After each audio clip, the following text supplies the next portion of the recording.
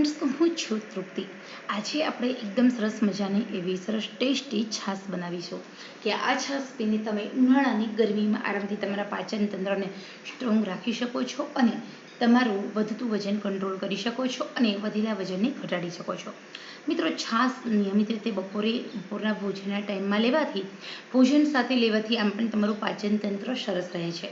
પરંતુ અહીંયા આપણે છાશની અંદર એવા બે વસ્તુ ઉમેરવાની છે કે જેના કારણે તમારું મેટાબોલિઝમ બૂસ્ટ થાય છે અને સાથે સાથે પાચન તંત્ર સ્ટ્રોંગ થાય છે, ભૂખ ઓછી લાગે છે અને તમારું વજન એકદમ ઝડપથી ઘટે છે. અહીંયા આપણે 2 ગ્લાસ છાશ લેવાની.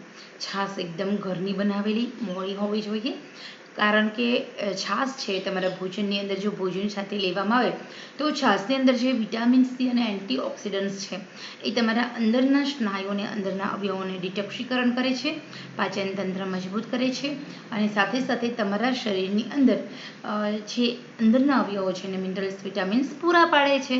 તો અહીંયા નિયમિત રીતે બપોરના ભોજન ટાઈમે ઉનાળાની ગરમીમાં ખાસ કરીને જો તમે છાશનું આવી રીતે સેવન કરશો તો ખરેખર તમારા શરીરની અંદર ચરબી પણ ઓગળશે, વજન પણ ઘટશે અને પાચન તંત્ર મજબૂત થશે. હવે આપણે લઈએ ફુદીનો.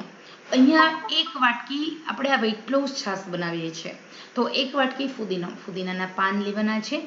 સાથે 1 વાટકી ચાટ મસાલો અથવા તો જે છાશનો મસાલો આવે છે એ લઈએ આપણે અને 7 થી 8 મરીદાણા લઈએ. આ મરીદાણા, ફુદીનો, આ બે વસ્તુ એવી છે કે જે તમારા શરીરની અંદર એકદમ ઝડપથી પાચન કરે છે, કારણ કે ફુદીનો વજન ઘટાડવા માટે સૌથી વધારે આખા વિશ્વભરમાં વપરાતી એવી વનસ્પતિ છે કે જે તમારું વેઇટ લોસ કરે છે. હવે આ છાશ બનાવવા માટે સૌથી પહેલાં ફુદીનાના પાનને ધોઈ લેવાના છે. ધોયા પછી મિક્સર જારમાં ઉમેરી દેવાના. એ પછી તમે ચાટ મસાલો, થોડી હિંગ અને સંચળ ઉમેરો અથવા તો જે છાશનો મસાલો આવે છે એ ઉમેરી દો અને આપણે મરીદાણા ઉમેરી દો. મિક્સરમાં એકદમ ફાઇન પેસ્ટ માત્ર છાશના 2-3 ચમચી ઉમેરી અને આવી પેસ્ટ બનાવો અને પછી આપણે જે છાશ છે છાશની અંદર આ પેસ્ટને ઉમેરી દો. જો તમે બધી છાશ ઉમેરશો તો મિક્સરમાં ઉડશે. એના કરતાં બેટર છે કે સહેજ જ છાશ ઉમેરો અને મિક્સરમાં એકદમ ફાઇન ચટણી જેવી પેસ્ટ બનાવો અને પછી જે આપણી છાશ છે એની અંદર આપણે આ વસ્તુને એડ કરવાની છે, જે આપણે ચટણી બનાવી ફુદીનાની, મરીદાણાની અને ચાટ મસાલાની. ઓકે, તો અહીંયા આપણે હલાવી લઈશું અને પછી હલાવ્યા પછી આ છાશ તમારે 1 થી 2 કલાક પહેલાં બનાવીને મૂકી દેવાની છે. ફ્રીજમાં મૂકો, બહાર રાખો.